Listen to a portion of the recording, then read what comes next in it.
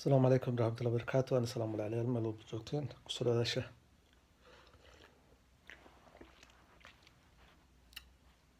قرك هتا رأي صبح رأي صباح وعلى الدخول داء مير أنا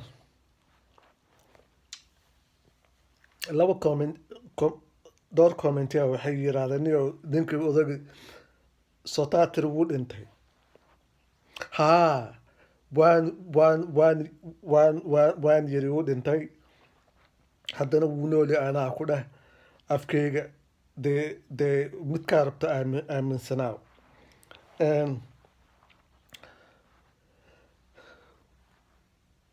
mid kalaa kusoo horqoraniyo ninkan youtube-ka inuu lacag ka raadiyuu rabaa beentaa maaha walaalo lacag doon baan ahay magan allah follow subscribe si like si commentina ka bix ina sheegare si aan shilin uga helo halkan markaan ka gudbo waxaan rabaa su-aal magaca ma xasuusto gabar walaashay miya soo weydis waxay tiri faahfaahin iga sii si ani sababtaan isku account aan u leenahay aniga odaga aan wada joogo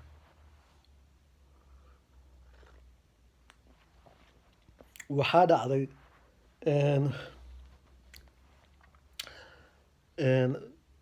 sharciga aan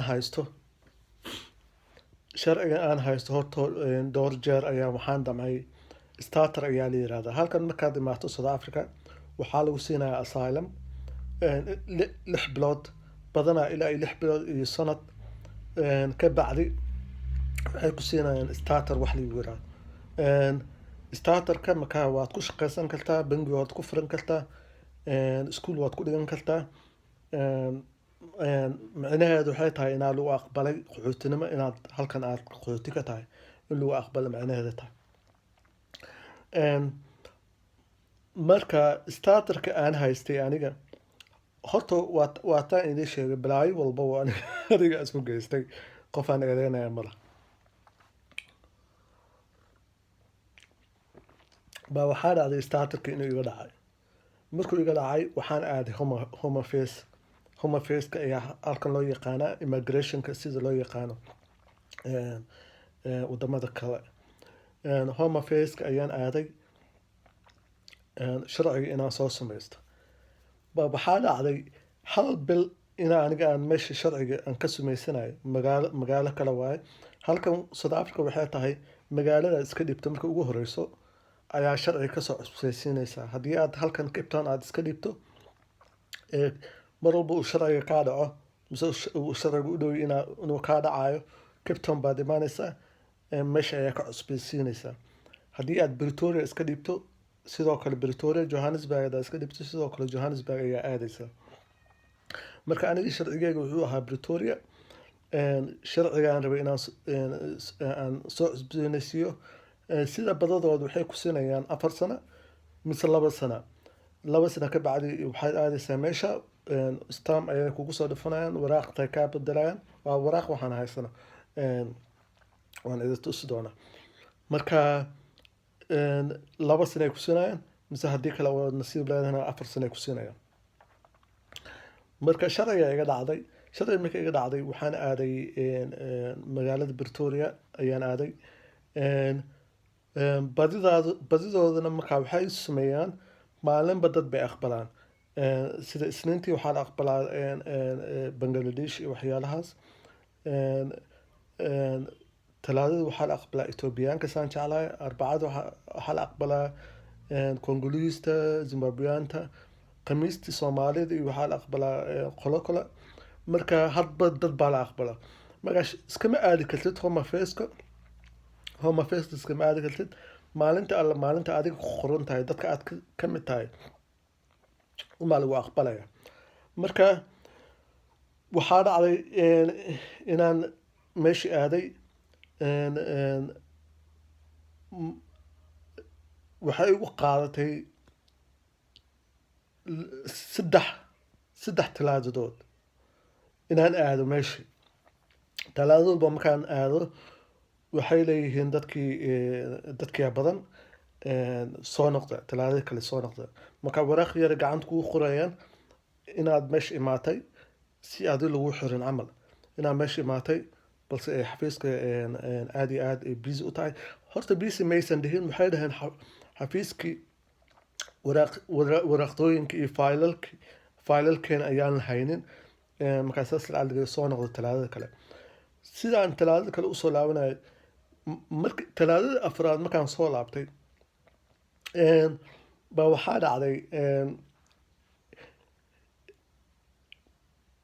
markaan aniga caan maan ahayn oo caanna ma ihi, laakiinse markaa adiga lama yaqaanin oo baraha bulshada ismaana soo dhigan. Markaa soomaalida meesha joogtaan wareystay waxaan yiri maxay sharciga sidaas ina lagu adkeynaya camal. Badidoo markaa waxay dhaheen haddaad lacag haysato waa lagu siinaya. Hebel iyo hebel talaadadii hore u qaatay markii ugu horreysay waaye lacag $1,000 ayuu bixiyey.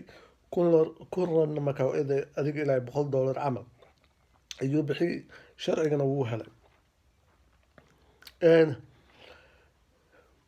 Marka aniga lacag waan haystaayo jeebka igu jirtaa, laakiinse waxaa ceel igu dilay misaba aan ka danqaday maamooyin meesha joogay oo ilmo haysto oo markaa qaarkoodana haddee iska calacalayo nin lacagna ma haysana ilaahay nooga soo qaaday sharciga waxyaalahaas. Marka anigu waxaan yiri dadkanayto inaan kasoo salgaaraan rabaa. Marka waxaan aaday, waxaa la ii tilmaamay xafiiska ninka lacagta qaato. Kusoo dhawaada shahmaanid.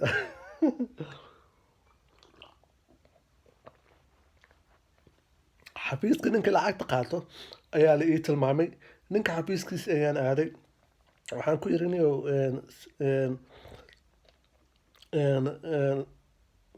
hal bil ayaan meesha joogaa inaan laabtaan rabo. Magaalada Cape Town ka imaaday, shaqaa isugaysaa, qarashna way igu socotaa maadaama aan maqaayad iyo waxyaalaha cuntana aan ka cunayo, meel jifkana aan iska bixinayo.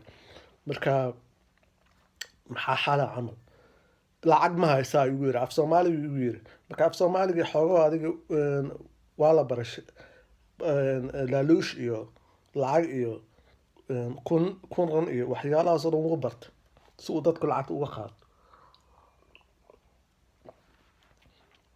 Lacag ma haysaa igu yiri. Markaas waxaan ku yiri meeqaa? Wuxuu dhahay 1,000.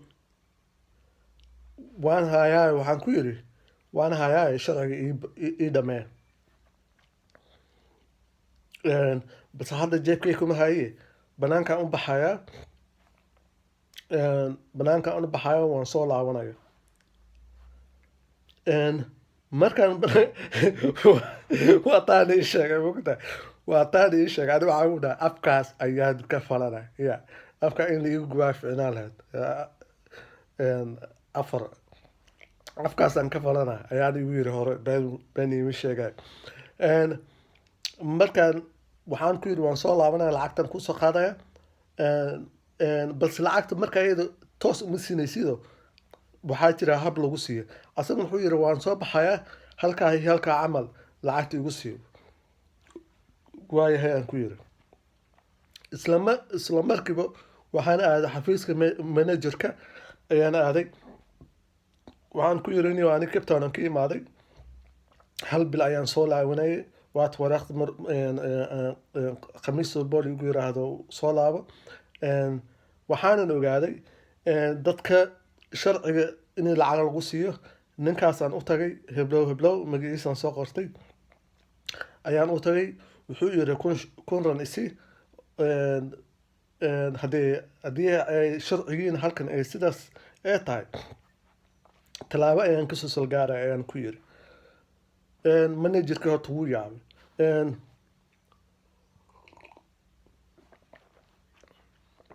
laaluushka meesha waa la isla wada ogsoon yahay. Managerka wuu ogsoon yahay waxa meesha ka dhacayo oo dhan wuu ka warhayaa. Laakiinse qof intuu u imaaday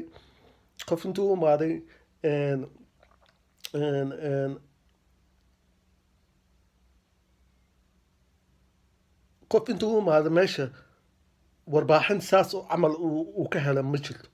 marka wuxuu dhahay waayahayo sii lacagta sii.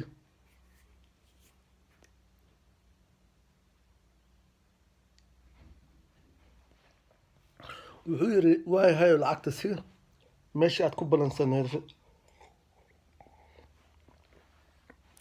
balansaneedeen lacagta sii ayuu yiraahdo. anigana koraan kaa daawanaa camal sidii baan yeelay. ninka lacagtan siiyey kor buu iga daawaday. marka aniga inaan been sheegaynin ayuu ogaaday. ilaa kulli xaal ninkii meeshaan ku fashila. xilli dambena way ahayd waxa xanaaqan iga keenay waxay ahayd waxaan imaaday 12 subaxnimaan imaaday. marka iyada oo meeshii aan waxaan oo dhan aan dhigayo na waxay ahayd 3 o'clock 3 o'clock 9 saac galabnimo ayay ahayd.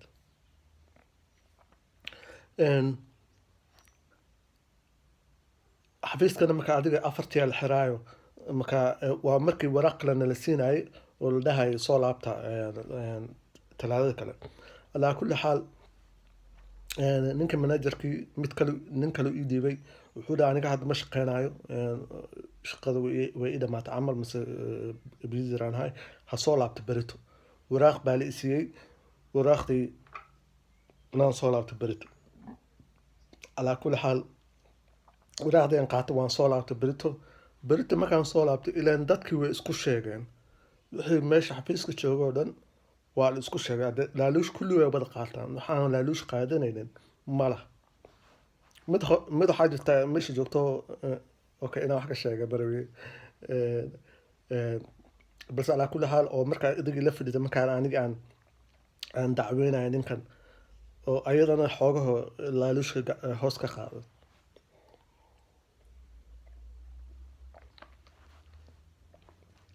berita markaan soo laabtay ninkii aniga la ii dhiibay shalayto oo la dhahay sharciga ka soo qaado sharciga ha ku siiyo asagana wuu ogsoon yahayo managerkaa u sheegay. sorry I'm a little bit distracted. dad baa meelaha marmarayaan fiirinaya. asagana wuu ogsoon yahay waxaan ninka kale ku dhigay. alaa kulli xaal waxaan sheekadan igu daalin. beritadii waan imaaday sharcigii waa la i siiyey. sharciga marka la i siiyey waxaa la i siiyey waraaq oo leedahay sanadkaa iyo sanadkaasu kaa dhacaya 4 sano waaye magacayga ku qoran wax walba ku qoran laakiinse computerka lama gelinin. marka sharciga iyo computerka lama gelinin. alaa kulli xaal aniga waraaqda markaan arkay ma ogsoona inay computer la geliyay aad baan u farxay. isla markii tiiraan soo goostay waan soo laabtay meeshaan joogay aan kusoo laabtay.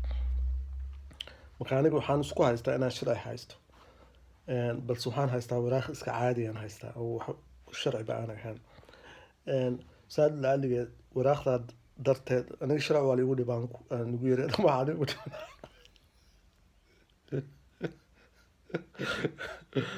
igu dhibaan aniga afkaasaan ka waashay.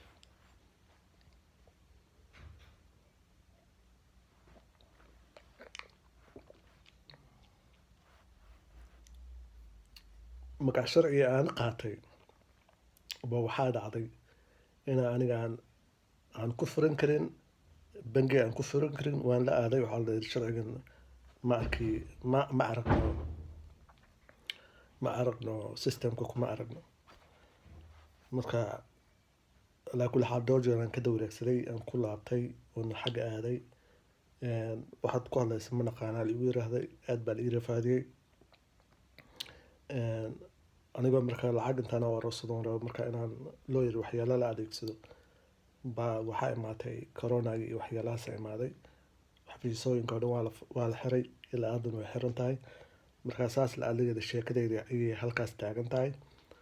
saas la-aligeed ayaan aniga ninkan aan isku accounti aan nahay, sababta meel walba oo ka shaqeyso waxay lacagta cash kuma siinaya, waxay ku weydiinayaan accountigana waxaan asaga kiisi ayaan siiyey. marka lacag walba aniga aan leeyahay xaggaasay kusoo dhacdaa, isku meel ay kusoo dhacdaa. waxaa iga keentay inaan aniga aan ogaado inaan aniga aan ku jiro xabsi.